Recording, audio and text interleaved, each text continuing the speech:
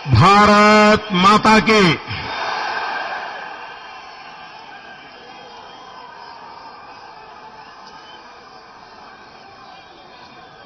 Bharatiya Janata party के राष्ट्रीय अध्यक्ष, हम सबके मार्गदर्शक आदरणीय राजनाथ सिंह जी, राष्ट्रीय महासचिव श्री जेपी नड्डा जी, जम्मू कश्मीर के प्रभारी सांसद श्री अविनाश जी, प्रदेश भाजपा के अध्यक्ष श्रीमान जुगल किशोर जी, श्री अशोक खजूरिया जी, श्रीमान निर्मल सिंह जी, श्री शमशेर सिंह जी, श्री कविंद्र गुप्ता जी, श्री बाली भगत जी, चौधरी सुखनंदन जी, चौधरी श्यामलाल जी, मंच पर विराजमान सभी वरिष्ठ महानुभाव और विशाल संख्या में पधारे हुए जम्मू कश्मीर के प्यारे भाई और बहनों,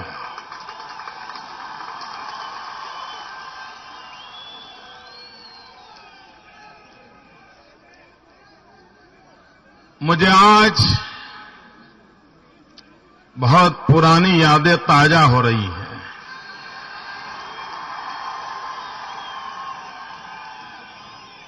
वर्षों तक मुझे जम्मू कश्मीर में संगठन का काम करने का सौभाग्य मिला था। यहां के सभी जिलों में, सभी तहसील में जाने का मुझे सौभाग्य मिला था। यहां सैकड़ों पुराने परिवार बैठे होंगे, कभी किसी के घर चाय, कभी किसी के घर भोजन करने का मुझे सौभाग्य मिला था। मेरा नाता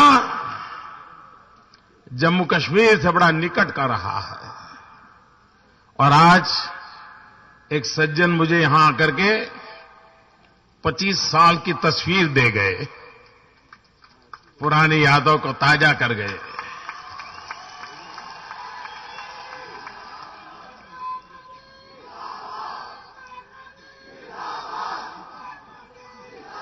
और मैं विशेष रूप से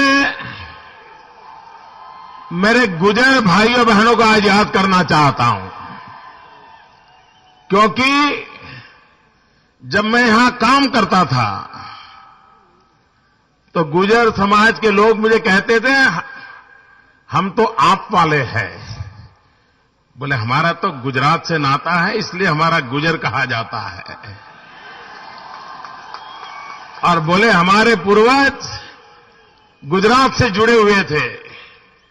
और मैं देखता था आज भी हमारे यहां गुजरात में कुछ इलाके के लोग हैं जिनका पहनावा, उनकी पगड़ी, उनके कपड़े आपके गुजर लोगों से मिलते जुलते आते हैं। मैं जिन गुजर परिवारों में भोजन के लिए जाता था तो उसमें भी मुझे थोड़ा बहुत गुजराती वाला, थोड़ा मीठे वाला उसका टेस्ट भी करने को मिल जाता था। तो भाइयों बहनों, आज भी बड़ी संख्या में दिखाई दे रहे हैं, मुझे अच्छा लग रहा है अपनों से मिलकर के।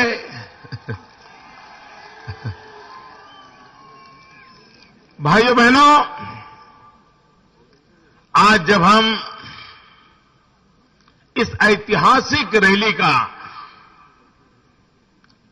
भाइयों बहनों, काम मैंने भी यहां किया है, चुनाव के समय भी आया हूं, संगठन के लिए भी कपता था। जम्मू कश्मीर के भाग्य में किसी भी राजनीतिक दल को, किसी भी राजनीतिक नेता को ये दृश्य के दर्शन करने का सौभाग्य नहीं मिला।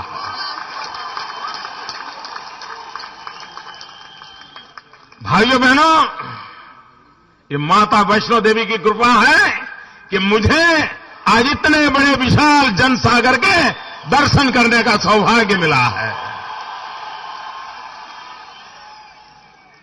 भाइयों बहनों, हम जम्मू कश्मीर की धरा पर बैठे हैं, तब आज मैं नमन करना चाहता हूं महाराजा हरि सिंह जी को।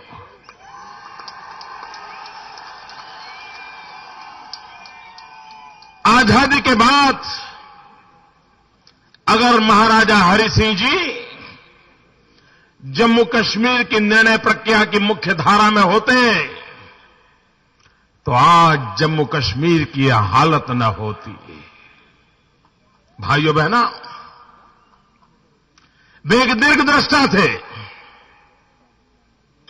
उन्होंने एक राजवी से ज्यादा समाज सुधारक का काम किया था।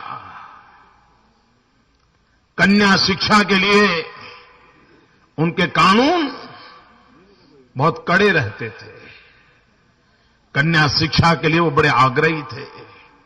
इससे भी ज्यादा हमारे देश को छुआछूत ने तबाह कर दिया था। समाज में एक ऐसा कलंक छुआछूत का महाराजा हरि सिंह थे, जिन्होंने मंदिरों में दलितों के स्वागत का अभियान चलाया था, समाज की एकता का अभियान चलाया था। ये काम, लेकिन ये सारी इतिहास की बातें राजनीतिक स्वार्थ के कारण भुला दी जाती हैं। भाइयों बहनों, जम्मू कश्मीर की धरती पर आए श्यामा प्रसाद मुखर्जी का नाम लेते ही हमारी रगों में चेतना आ जाती है, हमारी आंखों में सपने दिखने लग जाते हैं। और मैं आज देश के विद्वानों को, देश के राजनीतिक पंडितों को, समाजशास्त्रियों को आह्वान करता हूं कि आजादी के इतने साल बीत चुके हैं, निष्पक्षता से इस देश में अभ्यास होने की जरूरत है, चर्चा होने की जरूरत है, शोध निबंध लिखने की जरूरत है कि जहां तक जम्मू कश्मीर का सवाल है, क्या पंडित नेहरू की सोच सही थी कि डॉक्टर श्यामा प्रसाद मुखर्जी की सोच सही थी? 60 साल के इतिहास को अगर हम खुरेद के देखें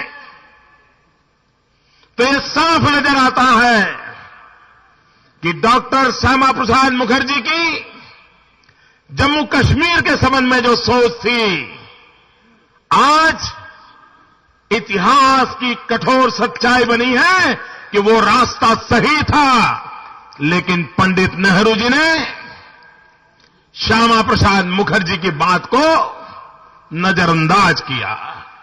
भाइयों बहनों, जम्मू कश्मीर की धरती पर आज भी हमें प्रेरणा देने वाला नाम पंडित प्रेमनाथ डोगरा जी। पंडित प्रेमनाथ डोगरा जी ने प्रजा परिषद के माध्यम से जीवन भर वो जूझते रहे, संघर्ष करते रहे। हर पीढ़ी के लोगों को, 3-3 पीढ़ी को प्रेरणा देने का काम पंडित प्रेमनाथ डोगरा जी ने किया था। भाइयों बहनों, हमारे देश का गौरव परमवीर चक्र प्राप्त करने वाले ब्रिगेडियर राजेंद्र सिंह, उनका नाम लेते ही हमारा सीना तन जाता है, गर्व होता है। भाइयों बहनों, इसी भूमि के 2 महावीर चक्र विजेता मेजर सोमनाथ शर्मा और कर्नल रिंचन, भारत मां के लिए लड़ने वाले लोग, उनका स्मरण हमें प्रेरणा देता है। उसी प्रकार से इस देश की रक्षा के लिए अपनी बुद्धि का उपयोग करने वाले मकबूल शेरवानी को कैसे भूला जा सकता है? अब्दुल अजीज को कैसे भूला जा सकता है? भाइयों बहनों, आतंकवाद के खिलाफ लड़ते लड़ते अनेक लोग शहीद हुए हैं। नागरिक मरे, सुरक्षा बलों के जवान मरे, अनेक मां ने अपने लाल खोए हैं। भाइयों बहनों, हम जब टीकालाल टप्पू को याद करते हैं, उसके साथ उन सभी का स्मरण होता है। भाइयों बहनों, आज इस विशाल जनसागर के साथ साथ मैं जम्मू कश्मीर के जनता की रक्षा के लिए, देश की रक्षा के लिए जान हथेली पर खेलने वाले सभी सुरक्षा बलों का भी आदरपूर्वक स्मरण करना चाहता हूं। मैं उनका गौरव करना चाहता हूं, उनका अभिनंदन करना चाहता हूं। भाइयों बहनों, दिल्ली में हमारी सरकार सोई हुई है और मैं नहीं मानता हूं 125 करोड़ देशवासियों के दिल की आग उन्हें जगा सकती है। वो ऐसी गहरी नींद में सोए हैं, लगता है 2014 में भी सोते ही रहेंगे। अब इनके जगने की संभावना बची नहीं है। मैं इसलिए कह रहा हूं, भाइयों बहनों, पाकिस्तान में 2 घटनाएं घटी। एक की तरफ तो देश की मीडिया का ध्यान गया, हिंदुस्तान के लोगों का ध्यान गया, लेकिन दूसरी घटना को भुला दिया गया। पाकिस्तान की जेलों में हिंदुस्तान के 2 नौजवान, बेगुनाह नौजवान जेलों में बंद थे। 20-25 साल से बंद थे। एक पंजाब के थे भाई सरबजीत और दूसरे हमारे जम्मू के थे भाई चमेल सिंह। जिस जेल के अंदर सरबजीत को मारा गया, जिस तरीके से मारा गया, उसी तरीके से उसी जेल में 1 हफ्ते पहले चमेल सिंह को मारा गया था। अगर 1 हफ्ते पहले हिंदुस्तान की सरकार जागती, चमेल सिंह की हत्या के विषय में आवाज उठाती, तो शायद सरबजीत को मरने की नौबत नहीं आती। भाइयों बहनों, कोई देश की ऐसी सरकार हो सकती है कि उसके लाल मारे जाए और सरकार सोती रहे? ये कभी, भाइयों बहनों, कैसे हो सकता है? भाइयों बहनों, आदरणीय राजनाथ सिंह जी ने अनेक नीति विषयक बाबतों में आपके सम्मुख सारे विषय रखे हैं। भाइयों बहनों, ऐसा लगता है कि हमारे देश में अगर पापों से बचना है, कुकर्मों से बचना है, जिम्मेवारियों से बचना है, जवाबदेही से बचना है, तो एक ऐसी जड़ी बूटी कुछ लोगों ने खोज ली है कि उसके सहारे वो बच जाते हैं, बचने का रास्ता खोज लेते हैं, और वो है सेक्युलरिज्म। सेक्युलरिज्म का बस बोलना शुरू कर दो, सारे पाप आपके माफ हो जाते हैं। जम्मू कश्मीर में इसके साथ साथ एक और चीज का उपयोग होता है, वो होता है धारा 370 का।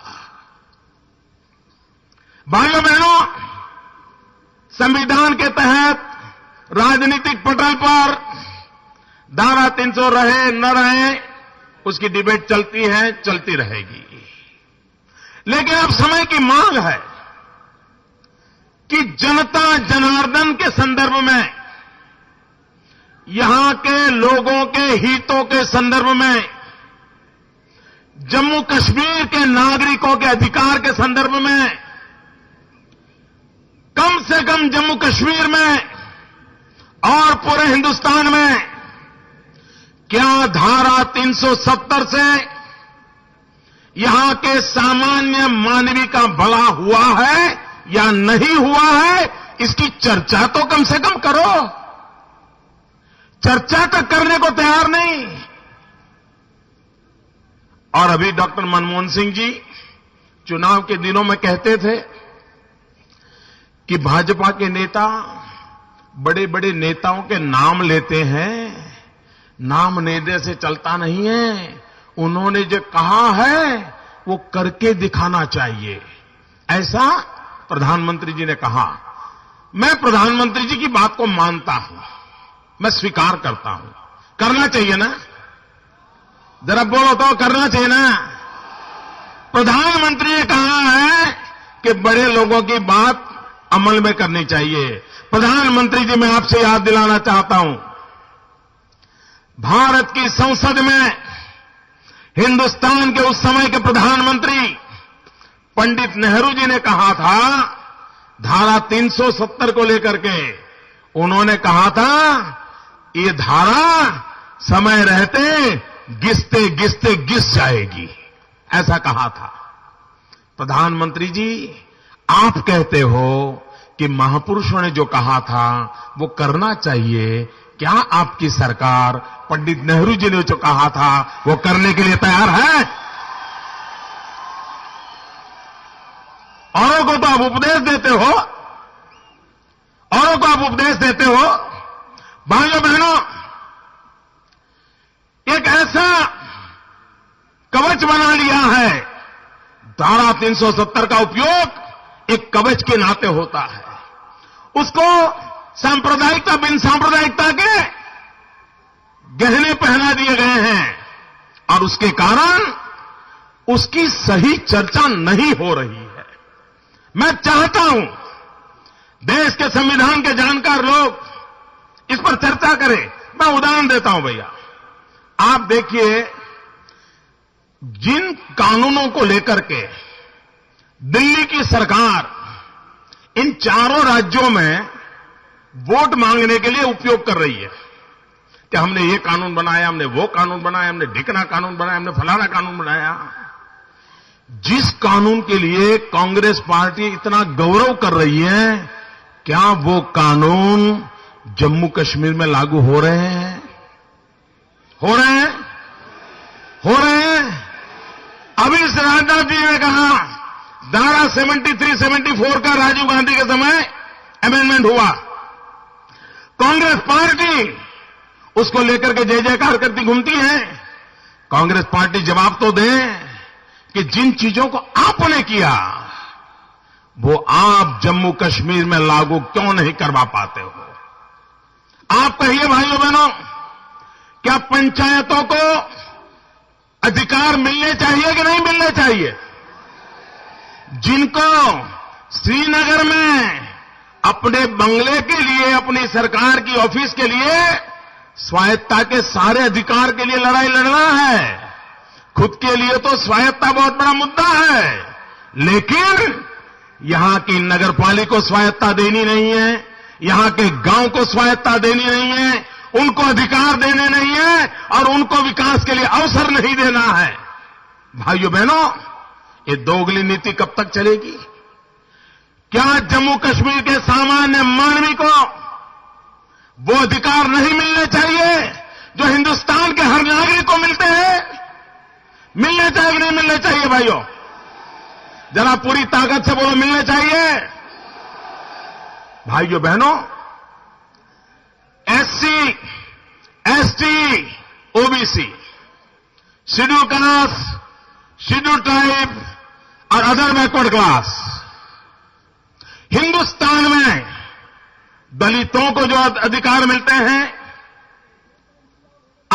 आदिवासियों को जो अधिकार मिलते हैं, सामाजिक शैक्षणिक पछात वर्ग के लोगों को अधिकार मिलते हैं, शिक्षा में अधिकार मिलते हैं, नौकरी में अधिकार मिलते हैं, चुनाव के प्रतिनिधित्व के लिए अधिकार मिलते हैं, क्या ये अधिकार जम्मू कश्मीर के नागरिकों को मिलना चाहिए कि नहीं? पूरी ताकत से बताइए, मिलना चाहिए कि नहीं मिलना चाहिए? क्यों रोका जा रहा है? भाइयों बहनों, इतना ही नहीं, पूरे हिंदुस्तान में करप्शन की चर्चा चल रही है। सारा देश करप्शन के सामने आक्रोश व्यक्त कर रहा है। जम्मू कश्मीर में भरपूर करप्शन है कि नहीं? जरा पूरी ताकत से बताओ ना भैया, क्या जम्मू कश्मीर में भ्रष्टाचार है? जम्मू कश्मीर में भ्रष्टाचार है? सरकारें भ्रष्टाचार में लिप्त हैं? राजनेता भ्रष्टाचार में लिप्त हैं? भाइयों बहनों, अगर भ्रष्टाचार में लिप्त है तो आप मुझे बताइए, करप्शन प्रिवेंशन के लिए का कानून जम्मू कश्मीर को लागू होना चाहिए कि नहीं होना चाहिए? नहीं लागू किया जा रहा। क्यों? वे अपने आप न जवाबदेह बनना चाहते हैं, न कोई रिस्पॉन्सिबिलिटी, न कोई अकाउंटेबिलिटी। और भाइयों, मैं बताता हूं, आप जरा देखिए, ये सेपरेटिस्ट सेपरेट का नाम से गुण गाने रहे हैं, फायदा किसको हुआ है? किसको फायदा हुआ है? गिन करके 60 साल का इतिहास देख लीजिए, गिन करके सिर्फ 50 परिवारों ने इसका फायदा उठाया है। पूरे जम्मू कश्मीर को अंधेरे में रखा गया है। आप कहिए, ये मेरे गुजर भाई, इनको ट्राइबल के नाते अधिकार मिलने चाहिए कि नहीं मिलने चाहिए? उनको अपने हकों के लिए अधिकार है कि नहीं है? क्यों नहीं दिया जा रहा है? मेरे करगिल के शिया भाई, क्या उनके भलाई के लिए कोई काम होना चाहिए कि नहीं होना चाहिए? आप मुझे बताइए, पूरे हिंदुस्तान में स्त्री और पुरुष के लिए समान कानून है। जो हक पुरुष को है, वही हक महिला को है। क्या जम्मू कश्मीर में महिलाओं के साथ अन्याय होना चाहिए? जरा पूरी ताकत से जवाब दो। बहनें तो जोर से बोल रही है। क्या महिलाओं को पुरुषों जितने अधिकार मिलने चाहिए? महिलाओं के साथ अन्याय बंद होना चाहिए। आज जम्मू कश्मीर के कानून की स्थिति यह है कि यहां पर स्त्री और पुरुष के बीच भेद हो रहा है। मैं यहां हिंदू मुसलमान की बात करने नहीं आया हूं। मैं जब बात करता हूं तो 1.25 करोड़ मेरे जम्मू कश्मीर वासियों की बात करता हूं। ये अलगाव की राजनीति, ये बांटने की राजनीति, इसने देश को तबाह किया है। अगर विकास करना है तो जोड़ने की राजनीति काम आएगी, विकास उसके द्वारा होगा। भाइयों बहनों, ये गंभीर सवाल मैं उठा रहा हूं। कोई मुझे कहे, जो अधिकार यहां के मुख्यमंत्री श्रीमान ओमर अब्दुल्ला को मिले हैं, क्या वही अधिकार उनकी बहन सारा को मिले हैं? क्या नहीं मिले हैं? मुख्यमंत्री को जो अधिकार है, वो अधिकार मुख्यमंत्री की बहन को नहीं है, क्योंकि उसने कश्मीर के बाहर शादी की, उसके सारे अधिकार छीन लिए गए।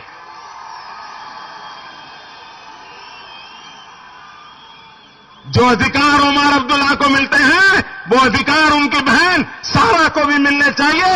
ये लड़ाई हिंदू मुसलमान की नहीं है। माताओं बहनों का सम्मान होना चाहिए।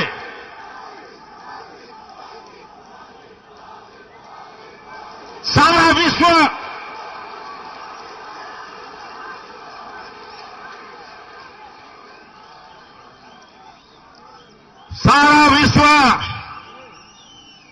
जेंडर इक्वलिटी की बात करता है। ये मानवतावादी लोगों को मैं कहना चाहता हूं, आए दिन हम पर शब्दों के बाण चलाने वालों को मैं पूछना चाहता हूं, आपके मुंह पर ताला क्यों लग गया है? जम्मू कश्मीर की बहनों को अधिकार मिले, इस संबंध में आप चुप क्यों हैं? ये मैं कहना चाहता हूं।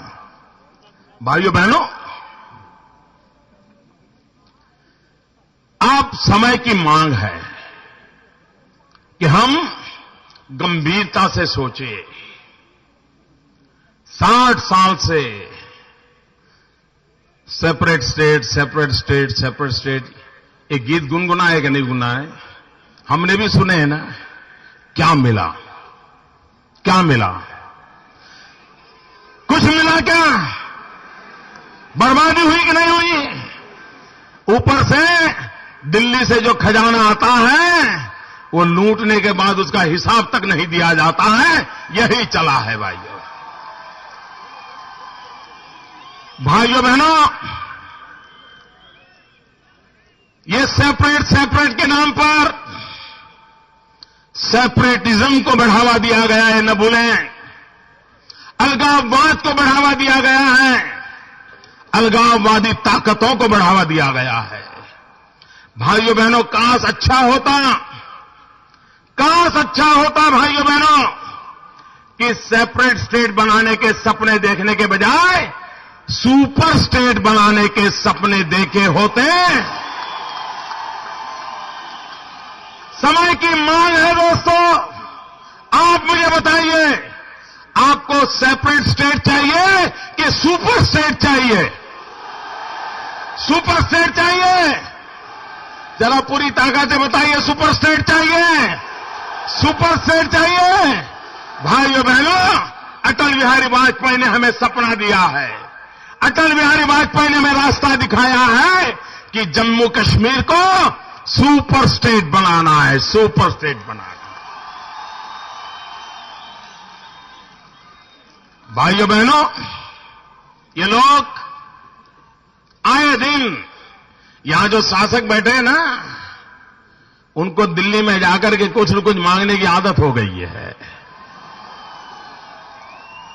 क्योंकि उनको लगता है जो आएगा हिसाब तो कोई पूछने वाला नहीं है। और यहां जो नेता लोग हैं वो ज्यादा तो विदेशों में रहते हैं। न उनको यहां की सर्दी पसंद है, न उनको यहां की गर्मी पसंद है। वो मौका पड़ते ही विदेश चले जाते हैं। भाइयों बहनों, हर बार जम्मू कश्मीर की जैसे ऐसी छवि बना दी है कि जम्मू कश्मीर अपने पैरों पर खड़ा नहीं हो सकता है। जम्मू कश्मीर को तो भीख का कटोरा लेकर के दिल्ली के दरबार में जाना ही पड़ेगा। और दिल्ली दे तो भी गाली, न दे तो भी गाली, ये राजनीति का खेल चलता रहता है। भाइयों बहनों, ये जम्मू कश्मीर को बेघर बताने वाले लोग बेघर बताते रहते। बेघर, जो बेघर नहीं है, जम्मू कश्मीर भिखारी नहीं है, ये सम्मान से जीने वाले लोगों की जमात है। ये देश के लिए मरने मटने वालों की जमात है। भाइयों बहनों, ये बेघर का कलंक मिटाना है कि नहीं मिटाना है? बेघर का कलंक मिटाना है कि नहीं मिटाना है? और इसलिए भाइयों बहनों, मैं आज आपके पास आया हूं। हमें जम्मू कश्मीर को बेघर से निकाल करके बेहतर जम्मू कश्मीर बनाना है। बेघर वाले दिन बहुत हो गए, बेहतर के रास्ते पर चलना है और इसलिए हमने आगे बढ़ना है। भाइयों बहनों, मैं ये भी आपसे कहना चाहता हूं, आप मुझे बताइए, करगिल का, जहां मेरे सिया समाज के भाई बहन रहते हैं, मैं उस समाज के भी काफी करीब रहा था। मैं करगिल में भी जाकर रहा था और मैंने उनके दुख दर्द को जानने की कोशिश की थी।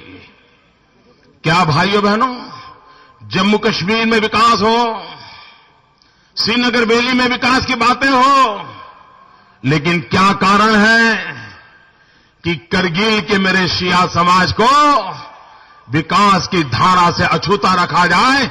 उसके साथ अन्याय क्यों किया जा रहा है? जैसे गुजरों के साथ अन्याय, बकरवाल के साथ अन्याय, शिया समाज के साथ अन्याय, हर एक को अलग करते जाना, हर एक को पीछे रखते जाना, ये कब तक चलता रहेगा? और इसलिए भाइयों बहनों, ये जम्मू कश्मीर में डिस्क्रिमिनेशन की जो राजनीति है, कभी लद्दाख के साथ अन्याय, कभी जम्मू रीजन के साथ अन्याय, कभी शिया के साथ अन्याय, कभी बकरवाल से अन्याय, कभी गुजर से अन्याय, ये अन्याय कब तक करते रहोगे? भाइयों बहनों, अगर जम्मू कश्मीर के मेरे भाइयों बहनों एक बन करके आवाज उठाओगे तो श्रीनगर में बैठी हुई सरकार में कोई दम नहीं है, दिल्ली सरकार में भी कोई दम नहीं है जो आपके भविष्य को बदलने से रोक सके। भाइयों बहनों, इन्हें विकास में रुचि नहीं है। मैं आपको बताना चाहता हूं, हम रामायण के काल से सुनते आए हैं कि हिमालय में जड़ी बूटियां होती हैं। जब लक्ष्मण जी बेहोश हो गए तो हनुमान जी हिमालय से जड़ी बूटी ले गए, ऐसा हम सुनते हैं। हम सब मानते हैं कि हिमालय की जड़ी बूटियां औषधों के लिए बहुत उपयुक्त है। जम्मू कश्मीर जड़ी बूटियों के खजाने से भरा पड़ा है। भाइयों बहनों, हमारे पड़ोस में चीन हर्बल मेडिसिन का एक्सपोर्ट दुनिया में सबसे ज्यादा करता है। आज पूरे विश्व में हर्बल मेडिसिन का एक आकर्षण है। पूरा विश्व हर्बल मेडिसिन के रास्ते पर जा रहा है। होलिस्टिक हेल्थ केयर, ये समाज जीवन में परिवर्तन लाया है। आज जब सारी दुनिया में हर्बल मेडिसिन की मांग हो, अच्छे से अच्छी जड़ी बूटियां हिमालय में होती हो, हिमालय मेरे जम्मू कश्मीर में भरा पड़ा हो, क्या हमारे देश की सरकार, हमारे जम्मू कश्मीर की सरकार, यहां की यूनिवर्सिटीज हर्बल मेडिसिन पर रिसर्च करके, आयुर्वेद संस्थानों का उपयोग करके, क्या हम दुनिया में जिस प्रकार से हमारे गालीचा एक्सपोर्ट होते थे, क्या हम हर्बल मेडिसिन एक्सपोर्ट करके हमारे जम्मू कश्मीर के नौजवान को रोजगार दे सकते हैं कि नहीं दे सकते? जम्मू कश्मीर के नौजवान को रोजगार मिलना चाहिए कि नहीं मिलना चाहिए? भाइयों बहनों, दिनों दिन टूरिज्म खत्म होता चला है। सारा टूरिज्म जम्मू कश्मीर से शिफ्ट होकर के हिमाचल की तरफ चला गया। यहां पर सौंदर्य के लिए भी अच्छा टूरिज्म है और श्रद्धा के लिए भी अच्छा टूरिज्म है। अमरनाथ की यात्रा हो, वैष्णो देवी की यात्रा हो, और घूमने फिरने के लिए भी एक स्थान पर टूरिज्म के लिए इससे बड़ा कोई अवसर नहीं है। लेकिन भाइयों बहनों, हमारा टूरिज्म खत्म हो गया, रोजगार चला गया, लोग मुसीबतों से गुजारा कर रहे हैं। क्या भारत सरकार टूरिज्म के विकास के लिए बल नहीं दे सकती है? अभी हमारे हिंदुस्तान की फिल्म इंडस्ट्री ने 100 साल मनाए। इस देश की सबसे ज्यादा फिल्में जिसमें प्राकृतिक सौंदर्य के दृश्य हैं, वो सारी कश्मीर में फिल्मांकन होती थी। शूटिंग के लिए कश्मीर एक अच्छे से अच्छी जगह माना जाता था। पूरा मुंबई का फिल्म उद्योग यहां फिल्म शूटिंग के लिए आया करता था। यहां के छोटे मोटे हर एक को रोजगार मिलता था। भाइयों बहनों, आज वो फिल्म इंडस्ट्री यहां आना बंद हो गई। लेकिन अगर उनकी सोच होती, अच्छा होता। हमारी फिल्म इंडस्ट्री जब 100 साल मना रही है, भारत सरकार ने फिल्म इंडस्ट्री का 100वीं शताब्दी का एक कार्यक्रम श्रीनगर में करना चाहिए था, जम्मू में करना चाहिए था, लेह लद्दाख में करना चाहिए था, ताकि यहां के लोगों को वो पुराने दिनों से जोड़ करके आगे बढ़ाने का रास्ता खोजते। आज हिंदुस्तान में फिल्म इंडस्ट्री एक बहुत बड़ा उद्योग है। अगर कश्मीर में एक फिल्म इंस्टीट्यूट खड़ी कर देते हैं, टेक्नोलॉजिकल एडवांसमेंट की दिशा में जाते हैं, लोग यहां के प्राकृतिक देशों के लिए आते हैं, यहां के लोगों को रोजगार मिलता, कितनी तरक्की होती। लेकिन भाइयों बहनों, इनको तरक्की में विश्वास नहीं है। आप देखिए, कैलाश मानसरोवर की यात्रा, उसका आकर्षण बढ़ रहा है, हजारों की तादाद में लोग जा रहे हैं। अब नेपाल के रास्ते से जा रहे हैं, सारी इनकम नेपाल को हो रही है। अगर यही काम लेह के रास्ते से कैलाश मानसरोवर जाने का हो जाए, भाइयों बहनों, ये पूरा इलाका अमीर हो जाएगा। कौन कहता है रास्ते नहीं है? कौन कहता है विकास के लिए अवसर नहीं है? लेकिन भाइयों बहनों, कश्मीर के नौजवानों को तबाह कर दिया जा रहा है। अभी राजनाथ सिंह जी घटनाएं सुना रहे थे डैम चौक की। मैं उन डैम चौक के नागरिकों का अभिनंदन करता हूं कि चीन की दादागिरी के बावजूद और दिल्ली सरकार की उदासीनता के बावजूद भी 15 अगस्त को उन्होंने तिरंगा झंडा फहराया और हिंदुस्तान की आन बान शान की रक्षा की। मैं डैम चौक के सभी भाइयों को पूरे भारतवासियों की तरफ से अंतःकरण से अभिनंदन करता हूं और लाल किले से फहरे हुए तिरंगे झंडे से डैम चौक में फहरे हुए तिरंगे झंडे से प्रेरणा ज्यादा मिलेगी, ये मैं विश्वास से कहता हूं। भाइयों बहनों, चीन हमारे सरहदी जो गांव है, वहां के लोगों को टेलीफोन के सिम कार्ड मुफ्त में दे रहा है, मोबाइल फोन दे रहा है और चाइना के नेटवर्क से उनको जोड़ देता है। धीरे धीरे धीरे उनको अपने लपेटे में ले रहा है। क्या भारत सरकार का टेलीकॉम मिनिस्ट्री करती क्या है? ये कैसे हो सकता है कि किसी देश का टेलीकॉम सिस्टम हमारे लोगों को सिम कार्ड देकर के आश्रित बना दे? देश की सुरक्षा पे कितना बड़ा खतरा पैदा हो सकता है, लेकिन उसकी चिंता इनको नहीं है। भाइयों बहनों, आज भी जम्मू कश्मीर के लोगों के दिलों में अटल बिहारी वाजपेयी के लिए एक श्रद्धा का भाव है। इस देश में 14 साल तक किसी प्रधानमंत्री ने जम्मू कश्मीर की धरती पर पैर नहीं रखा था। 14 साल तक अटल बिहारी वाजपेयी 14 साल के बाद पहले प्रधानमंत्री थे। इन संकटों के बीच भी जम्मू कश्मीर आए थे और अटल जी ने जो 3 मंत्र दिए हैं, वो तीनों मंत्र हम लोगों के लिए आगे का दिशा दर्शक है। आदरणीय अटल जी ने कहा था, कश्मीर को हम 3 मूल आधार पर देखते हैं। हर समस्या का समाधान उन 3 मूल पिलर के आधार पर करना चाहते थे और उन्होंने कहा था, एक इंसानियत, दूसरा जमहूरियत और तीसरा कश्मीरियत। भाइयों बहनों, ये तीनों चीजें जिसमें उन्होंने इंसानियत की बात कही, जमहूरियत लोकतंत्र की बात कही, कश्मीरियत, यहां की सदियों जुनी परंपरा और संस्कृति की बात को जोड़ करके कहा और उसी रास्ते पर चलने का उन्होंने कहा था। भाइयों बहनों, हमारे मन में विचार आता है, हिमाचल में आईआईटी हो सकती है, आईआईएम के प्रयास हो सकते हैं, असम में हो सकते हैं, क्या मेरे जम्मू कश्मीर में आईआईएम नहीं होना चाहिए? आईआईटी नहीं होना चाहिए?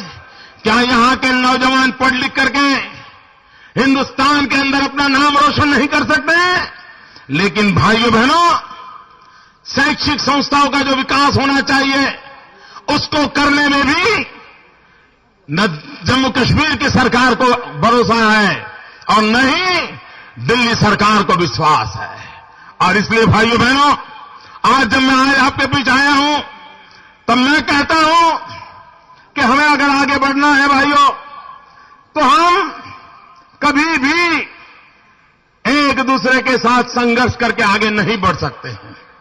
आज देश का लोकतंत्र उन लोगों के कब्जे में है, या तो वो अहंकारवादी हैं, या वो अवसरवादी हैं, या विघटनवादी हैं, या वंशवादी हैं, या तो सुखवादी है। सिवाय अपना सुख कुछ भी नहीं देख सकते हैं।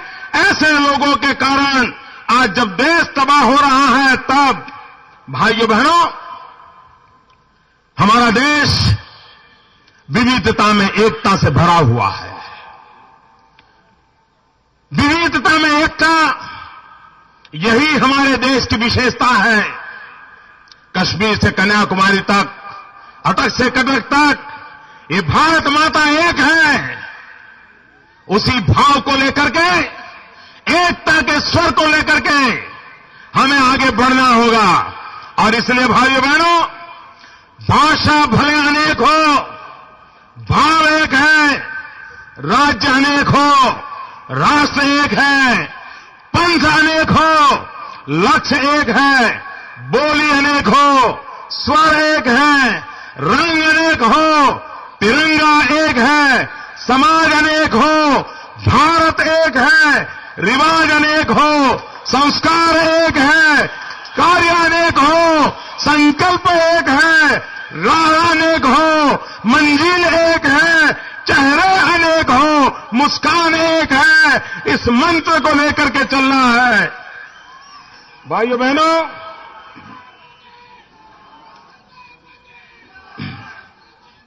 भाइयों बहनों,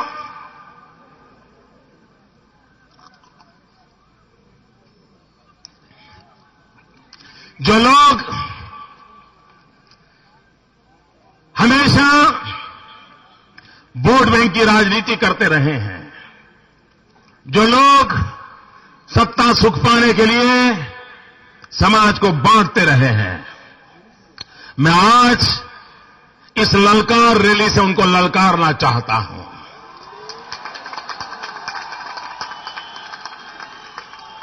और मेरी हर बात को सेक्युलरिज्म के तराजू पर तोल कर देखा जाए, और अगर उनमें हिम्मत है, सच्चाई को स्वीकार करें, मैं आज इस ललकार रैली में से उनको ललकारना चाहता हूं।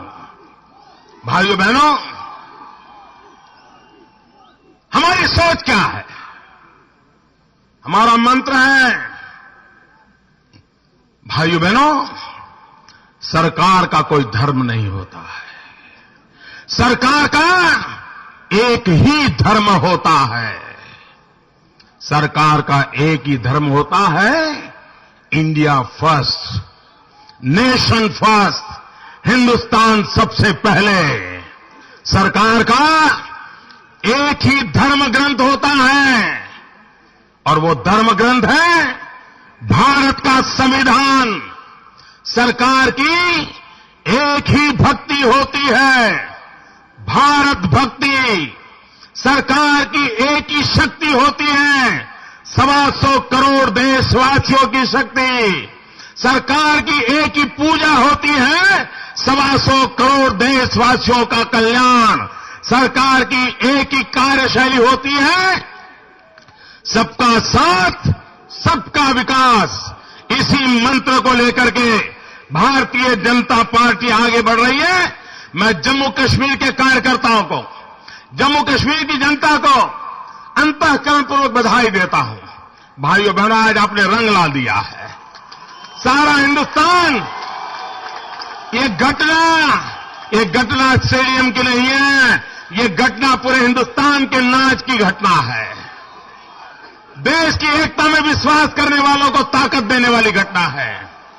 शांति, एकता, भाईचारा में विश्वास करने वालों लोग ये हौसला बुलंद करने वाली घटना है। इसलिए आप सबको मेरी बहुत बहुत शुभकामनाएं। मेरे साथ पूरी ताकत से दोनों हाथ ऊपर करके बोलेंगे, भारत माता की, भारत माता की, भारत माता की, वंदे वंदे वंदे वंदे वंदे वंदे वंदे वंदे वंदे।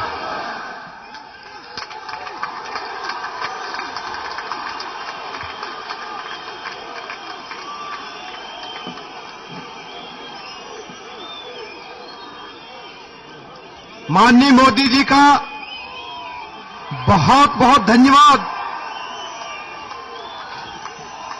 इन्होंने हमारा मार्गदर्शन किया। अब मैं जम्मू जिला के हमारे अध्यक्ष राजेश गुप्ता से निवेदन करूंगा कि वो आपका धन्यवाद करें। एक निवेदन में एक सूचना दूंगा। माननीय मोदी जी का जो मोटर कैड है वो पहले यहां से निकलेगा और 5 मिनट के बाद हम लोग यहां से निकलेंगे, क्योंकि गेट के ऊपर भीड़ नहीं होनी चाहिए। मैं भारतीय जनता पार्टी की इकाई की ओर से police administration, civil administration, PWD, PHE, electronic media, print media और यहां आए सब लोगों का, माताओं का, बहनों का, नौजवानों का धन्यवाद करता हूं। राजेश जी, हमारा आज सौभाग्य है कि हमें आज नरेंद्र भाई मोदी जी के मार्गदर्शन और विचार सुनने को मिले। साथियों, गुजरात ने देश को बहुत कुछ दिया है, बहुत से लाल दिए हैं। सरदार वल्लभ भाई पटेल